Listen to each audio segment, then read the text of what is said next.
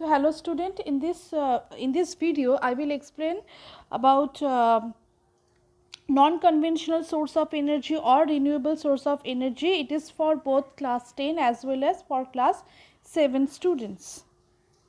So first you need to know what is non-conventional source of energy or renewable source of energy. So renewable sources of energy are being harnessed these days to a greater extent to save non-renewable source of energy for our future generation. So it is an alternative to conventional source of energy. So they are renewable, so therefore they are inexhaustible, non-polluting, less expensive and easy to maintain source of energy. This includes solar, wind, geothermal, tidal energy, biogas, etc. So first we will learn about solar energy. So solar energy is first such renewable source of energy. It is derived from the sun and has been the most popular form of alternative solar energy for many centuries. So, solar energy is the most abundant, non-polluting and inexhaustible source of energy. It has a huge potential, especially in the tropical countries like India, because India receives higher amount of solar energy. So, the reason why India receives higher amount of solar energy, it's because of its location. So India's location on the Tropic of Cancer, that is the main reason.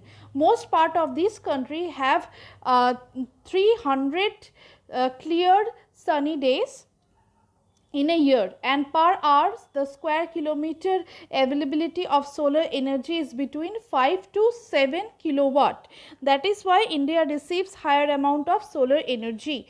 Now it has been successfully tapped for cooking, water heating, water desalination, as well as crop drying and generating electricity.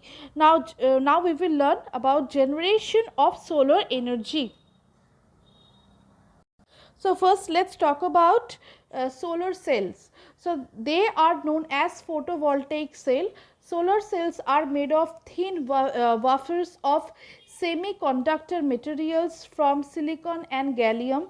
When the sun's radiation strikes on them, the sun's energy is converted into electricity. Solar cells are widely used in calculators, electronic watches, then street lighting, water pumps, etc. A group of solar cells joined together in a solar panel can give out a large amount of solar energy and can produce electricity.